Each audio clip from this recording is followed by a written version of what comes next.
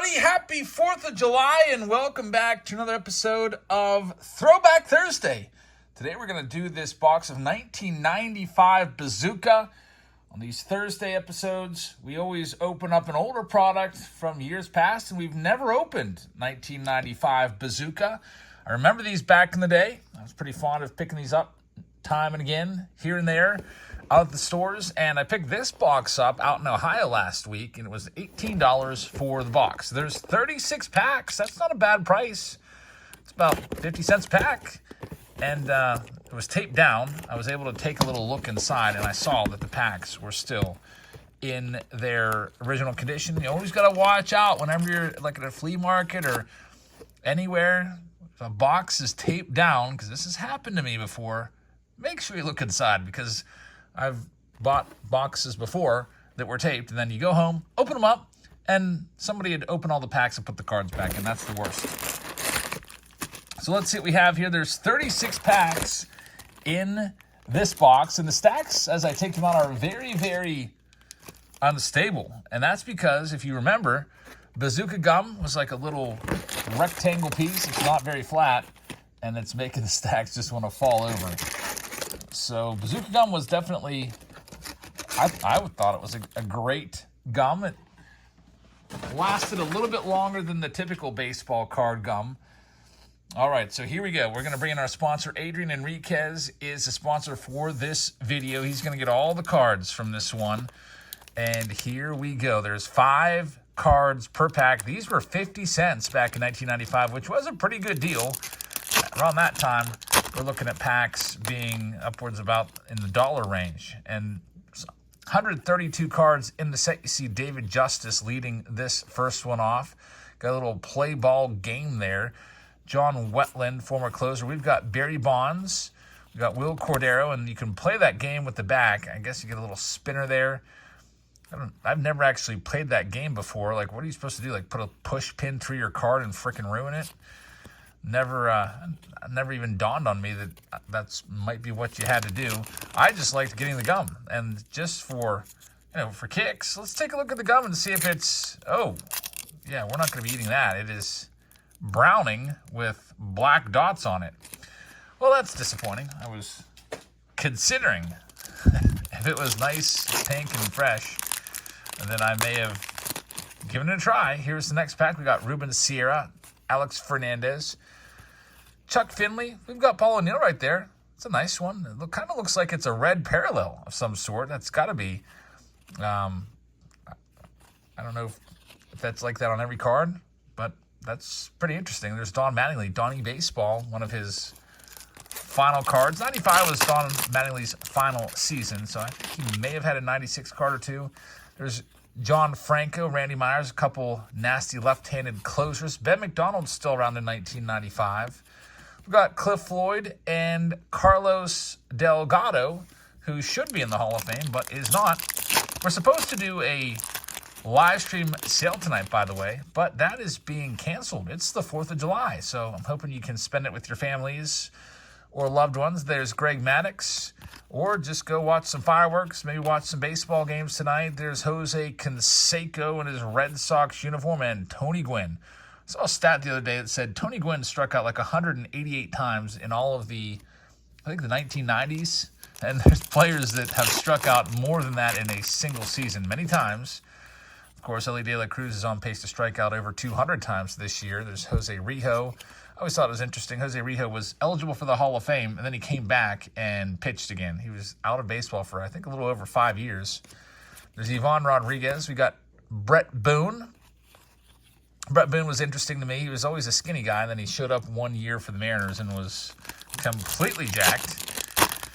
We've got Danny Tartable as the next card up. Jeff Bagwell, Hall of Famer right there. We've got John Olerud. We've got this little game on the back. On every card, there's Frank Thomas and Greg Jeffries. Actually, I used to play a game like that with my brother back when we were young kids. I got a little spinner somewhere along the line. There's Jeff Bagwell, and we would build a baseball field out of couch cushions and stuff like that. And we would put the players out there, like Jeff Bagwell, I'd put him on first base. Dante Bichette, I'd throw him out there in right field. Rick Aguilera would go on the mound, for example. And we'd spread out all the baseball cards, put them in their own positions, and then we had like a marble, and he'd spin the wheel, and then we would act out whatever the play was. So let's say, for example, Paul Molitor was up at the plate, and you do see that is a pretty nice parallel right there. It's got the gold foil, but Paul Molitor, let's say we spun a double, like throw the ball out there towards the fence, and we'd like make him run around and stand on second. It was pretty fun. There's Will to throw Clark. We've got Jimmy Key and Mickey Tettleton, which is a miscut there on the Tettleton. We've got Eric Karras, former Rookie of the Year, starting the next one off. Larry Walker playing some first base in that picture, although I remember him for right field. And when I think of Larry Walker, I mostly think of him, especially on defense. What's one Larry Walker play you can think of on defense? I can only think of one. Him catching a ball and giving it away to the stands, to a kid in the stands, thinking there was 3 outs, but there was only 2, and he had to go back and rip the ball away from the kid and throw it in. There's another Larry Walker, and Hal Morris, who I hated as a kid. Not sure why. I hated most Cincinnati Reds. I think right when I was super getting into baseball, like my second year of really following baseball, like literally every game I would listen to on the radio. There's Bobby Bo. Happy Bobby Bo Day, everybody. I guess a couple days late. But the Reds beating the Pirates in the NLCS in 1990, and I hated them for a while after that. There's Sandy Alomar. That's a great card there. Ken Griffey Jr., fantastic picture there. The follow-through, the sweetest swing around. Ken Griffey Jr. We've got Gary Sheffield in here. Mike Piazza, bazooka card. Coming up next. This was back in the simpler times when there was no autos. Got Ivan Rodriguez. Next up, we got Wade Boggs, another one of those red parallels. And John Franco is the next one. 95 was a rough year for baseball cards in general because of the strike. Baseball was coming back off of the strike. They lost a bunch of fans, alienated a bunch of the fan base. It was Wade Boggs, Brady Anderson. Wiped out the World Series and playoffs in 1994. There's Sammy Sosa. That's actually an error card. It has his birthday wrong on the back. Uncorrected error. Cal Ripken Jr. Like that card. I would have been big on that card as a kid. Tony Gwynn. We've got Jack McDowell and Mark Langston. So not a lot of rookies in here at all. It's just basically all the veterans. I guess. I don't know why they would do that. There's Billy Ashley. I guess he would be a young star at that time. Billy Ashley never really caught on. He was really great in the minor leagues, put up big home run numbers, but never really came through in the big leagues. Randy Johnson at the back end. Here's Lee Smith, Hall of Fame closer. Got Craig Biggio there. Roberto Kelly with a card in this. I never really thought of him as much of a huge star. And Randy Johnson, the big unit. Next up for Adrian, we've got Jeff Conine, Eric Karras, we've got Bobby Bowe, and there is Wade Boggs. So anyway, about the sale that we're supposed to do tonight, I'm canceling it, and we're going to go tomorrow, Friday night. So check us out tomorrow. There's Roger Clemens. We'll also probably have 2 videos for you tomorrow. Here's another Griffey. Man, I was hoping that was going to be a red parallel.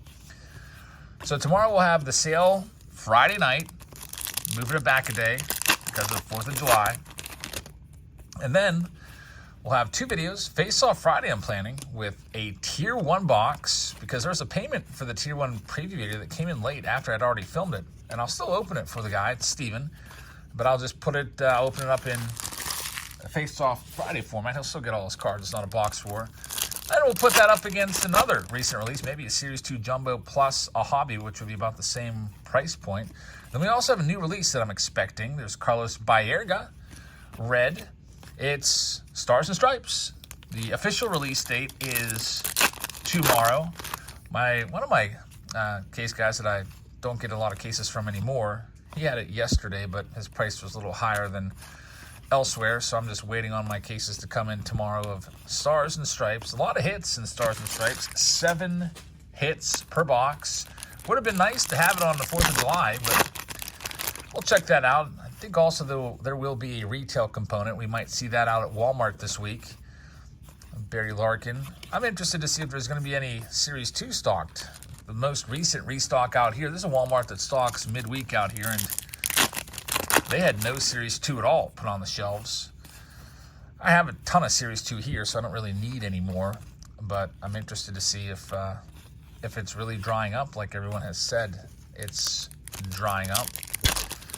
All right, next one. We've got maybe about, I don't know, 10 packs left. There's Roberto Alomar, Will Cordero, and Slammin' Sammy Sosa in there as well. Not a big fan of the gum in here. The way it just doesn't feel right. This, like, it's super, like, this thing is hard as a rock, by the way. If you can hear that, it's literally a brick, but not a big fan, I guess, of, just doesn't feel right opening these packs. That piece of gum in there, Ozzie Smith. I guess, you know what? I've never opened a pack from the 50s, but I guess the gum in packs from 1950s, and if we have any folks out here that were around in the 50s opening cards, wasn't the gum like the size of the card? Like full giant sticks of gum. There's Frank Thomas. My mom would tell me about that. She would say, I used to buy packs of cards when I was a kid just for the gum, and I'd eat the gum, and then my mom threw all the cards away because I didn't really care about them. I just wanted the gum. Packs of cards back in the early 50s were 1 cent a piece. Then they would, you know, of course, go up. I think maybe at the end of the 50s, what were they, like 5 cents a piece? Pretty crazy stuff. I think even in the early 70s, they were